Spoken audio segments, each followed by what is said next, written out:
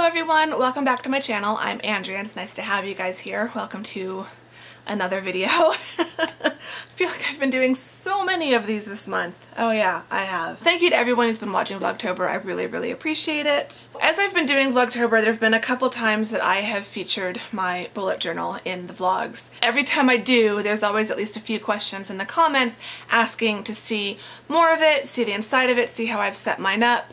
And I thought it would be fun to do this because I kind of follow the standard way of doing a bullet journal, but then there's also a lot of ways that I kind of go off from what like the basic format is. I think my bullet journal is a good example of how you really can do whatever you want with it. There are definitely videos out there and I highly recommend checking them out. This is not going to be like a how to set up a bullet journal. This is just how I've set up mine, but there are a number of videos that will show you how to set one up.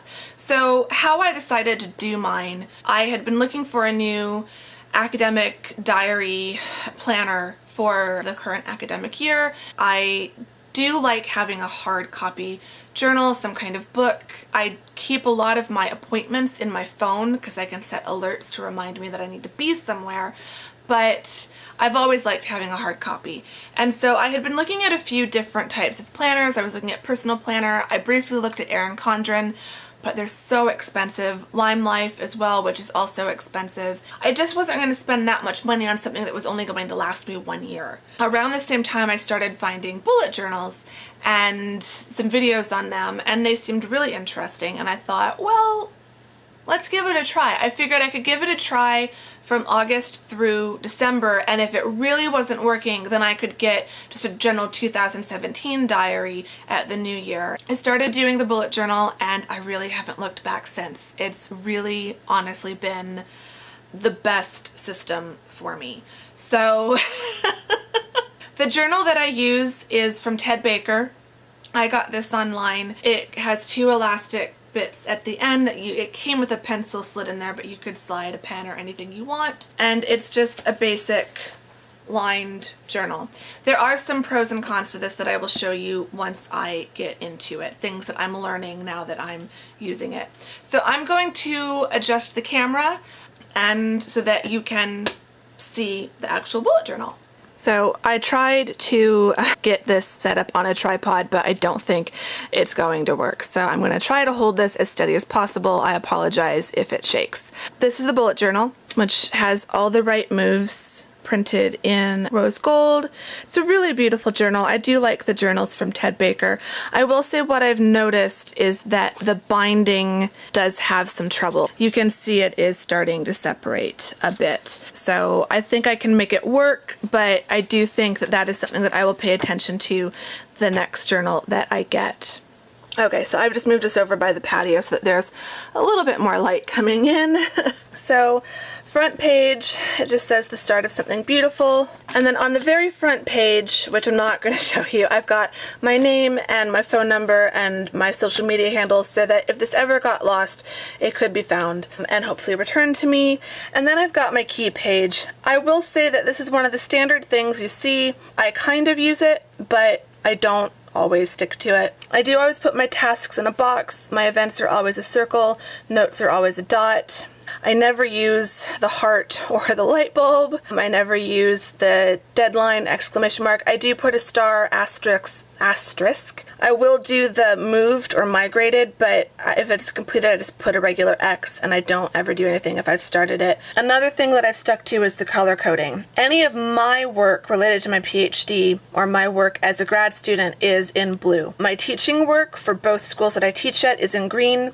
Personal stuff is in purple, and then YouTube and social media tasks are all in pink. The next page I have set up is just a bunch of quotes that I'm kind of slowly filling in, so you'll see there's a lot of blank spaces, but anytime I find a random quote that I really like, and I've titled this page Words That Matter, I put it on here. So some are just really little, like, when nothing goes right, go left. From the new Cinderella, have courage and be kind. I just put different quotes in here. I need to add some more. And then I've got the future log. So there's specific ways that you can use this according to all of the bullet journal videos. I pretty much just use it as my kind of half year at a glance. So I've got all the months written out, and then important things coming up. So birthdays, when I had a book review due, my 6-month YouTube mark. So I started in July, so that's the first one. And then it goes through June of the next month. I don't really worry about that. But it is nice, if I do have something come up that I want to put down, I do have a year calendar at the front that I can use. And then this is something that I did see on Pinterest and in some of the videos. I can't remember where I got this from, who created it. If anyone knows, please put it in the comments. But I really liked this idea. So it's a little bookshelf that I drew, and then I drew a bunch of books. And as I come up with a book that I want to read, I put the title on the spine. And then when I finish the book, I color it in. And then this is something that I created. I haven't seen this anywhere, but this is my comp exam tracker. I saw a lot of different trackers, so that's kind of what I kind of used as a model. I'm not tracking exercise or anything like that. I'm tracking the 60 books that I have to read. When I read a book, I write down the last name of the author, and then when I get through 10, I highlight in that box, and then I know I'm done with that block of 10. So you can see I'm a little more than halfway through. I've got 1, 2, 3, 4, 5, 6. So I'm trying to get 4 more books read before the end of October so that I can color this in. And I've cut a few sources off my list, so I think I'm only going up to like 57 now. So I'm getting there. I'm close.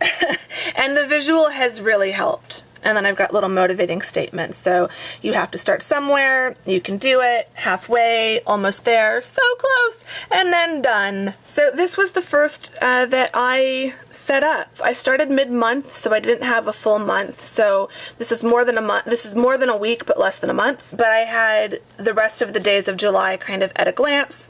You can see my color coding coming in, so I could see everything that had to do with the different aspects of my life, some things that I needed to keep in mind for August. And then we got into my daily logs. The weeks kind of change, but the daily log kind of stays the same when I use it. I just have the day of the week and the date, and then I start with the events, so everything that I have to be somewhere for are up top, and then my tasks. Sometimes I also use the bullet journal as a regular journal, so here I just say, I slept in this morning, it was amazing, I filmed 4 videos and edited 1, so it just kind of lets me know what happened on that day.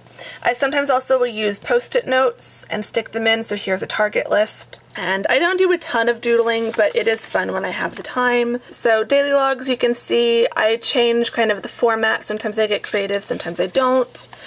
And then here was the first weekly log that I did, with Monday through Saturday all across, and then Sunday. Again, you can see the color coding. I eventually switched away from this, but I did switch back to it this week, which I'll show you in a little bit. Tasks, sometimes I'll put in a quote. Here's some more journal entries, like personal diary type journal stuff. I like drawing when I can, so I've got a little dandelion, kind of a banner thing going on here for the day. Washi tape, I love washi tape.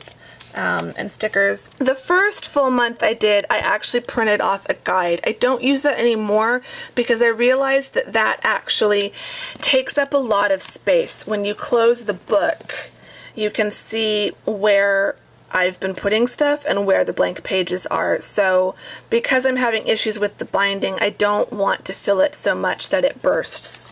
So I had to be really careful with that. So I don't do the printed anymore. I do like having the full month at a glance. That's really helpful too. So that was one of the reasons that attracted me to the bullet journal. I could have the yearly, the monthly, the weekly, and the daily.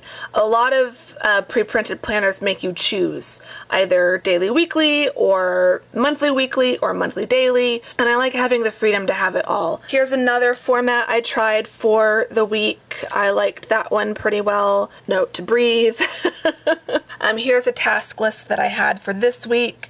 and I color-coded it so I knew which tasks were related to teaching, which tasks were related to YouTube, and which ones were things just for personal stuff. I also like leaving space for ideas and space for things to do the next week. Here's another format I did for weekly, which was simply just putting the day and the number, and then putting kind of a list underneath. This is super easy. It takes no time to set it up. That's one of the reasons why I liked it. I also like the bullet journal because, like, so here on this day I met with Trish, my co-writer, and then because this page isn't already pre-printed, I had a whole page that I could fill up with notes from that meeting, and then just start the next day on the next page. I also like it because on Saturdays and Sundays I often don't have a lot of stuff to do, or there's maybe a long list of things but not a specific time frame, so I can just put Saturday and Sunday and then put down a list of everything that has to get done that week, and I can keep adding to the list or subtract things. So that's really helpful. Sometimes my bullet journal really is just lists of tasks. And then here I had some pages for back to school week and notes on the different videos I wanted to do, so that's kind of stuck in the middle. One thing you might have noticed is I don't do page numbers and I don't have an index at the beginning. I just found I haven't needed it. I tend to go chronologically through my bullet journal anyway. Things like back to school week, once I'm done with it, I'm really not going to come back to it, so I don't need to write down the page numbers for it. I kind of know that that's in the August time frame, so I could jump back to it if I needed to. I do have a post-it note and I had a paper clip. I can take both of those out now. And then we get into September. This was the first month that I drew it out completely. I've got all the days of September. I've got for next month, I had a space to put ideas, which I didn't really have any. I have memories, which is something that I've started trying to do. So baked my first batch of pumpkin bread during September, and I bought my Olympus pen in September. So that's kind of fun to have that. I need to get better about putting down like milestones of like when I hit certain YouTube subscriber numbers and stuff, but I'm really bad at that. For this week, you can see I went really simple. I just listed the dates and then put the stuff next to it, and that was about it. My daily logs tend to be a bit more filled out than my weekly sometimes. Tried out some different ways of doing it, but you know, sometimes I just can't be bothered. Sometimes I skip a day. This week I was a bit more creative. I had a bit more of a theme. And then we get to October, which I've got stay focused. That's relating to comp exam. I put in the teaching. I've got the pink line for Vlogtober all month. And then still doing kind of the easy format for the week there.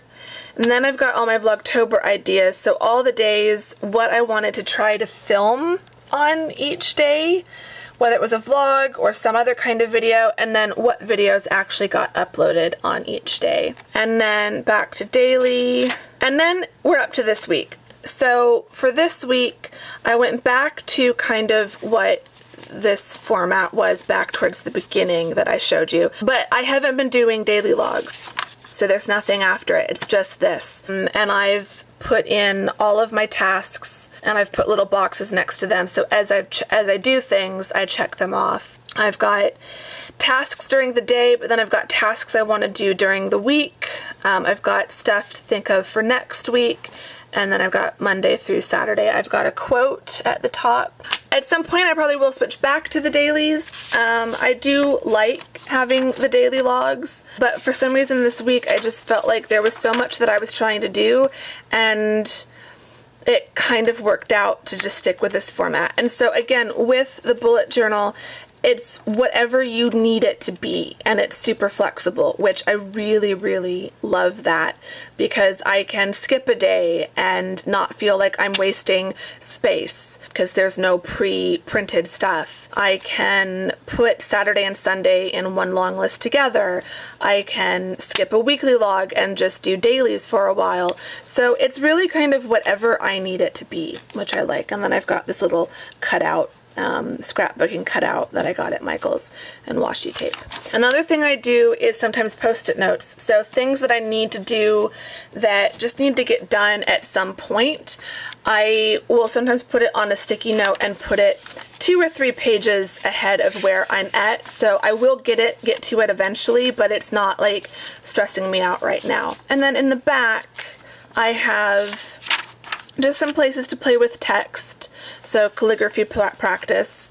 I've got an ink page, so all the pens that I use, I've tested them on the page. The colors, I can see what color they actually are. The different types of ink, I can see what they look like and the thickness, and then I can also see how much they bleed over to the other side.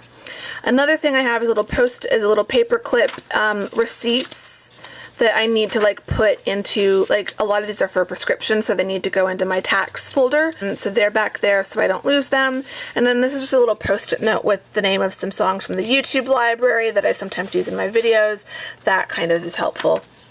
And then on the very back page, it has a little folder. And so in here, I've got some stickers, and I've got a little compass ruler thing so I can do curved lines or I can do straight lines. And then I also have a few extra post-it notes. So you'll see there's not a ton, it's not a full pack. I've literally just taken about 5 or 6 of these ones. I think I've got like 3 or 4 of each of these flags and 3 or 4 of these ones, and then a handful of these ones. So as I need post-it notes or as I want to use these to highlight something, I do have some in the back, and if I run out, I just restock. I should probably also show you my pens. So I keep them in this cute little pen roll that my friend brought back to me from China. And so these are the pens that I always have with me for my bullet journal. I've got the little calligraphy pen, I've got a couple highlighters. This is also the pen roll that I use for like comps reading and stuff. So I've got a pencil and a pen for doing notes in the margins, and the highlighters for highlighting text. I've got my blue, my green, my pink, and my purple for my color coding. I've also got a gray and a black. So these are the Stabilo pens and the .88 fine 0.4. I really like these. They work really well and they don't bleed through the page unless you're like really doing heavy calligraphy. And then I've also got like a golden brown and a red and to keep. That's just kind of the color theme I've got going for October. So I hope that this video kind of helped. I hope this maybe gave you some ideas or was just interesting to see how I do my bullet journal. There are countless bullet journal videos on YouTube right now. I found a lot of them really helpful in starting mine. But if you have any questions about my bullet journal or about starting a bullet journal, feel free to leave them in the comments below. If you like this, give me a thumbs up. I would really appreciate that. And if you're not subscribed, I hope you will subscribe. I do a wide range of content, a little something for everyone, I like to think. And I've got some exciting stuff coming up in the next couple of months.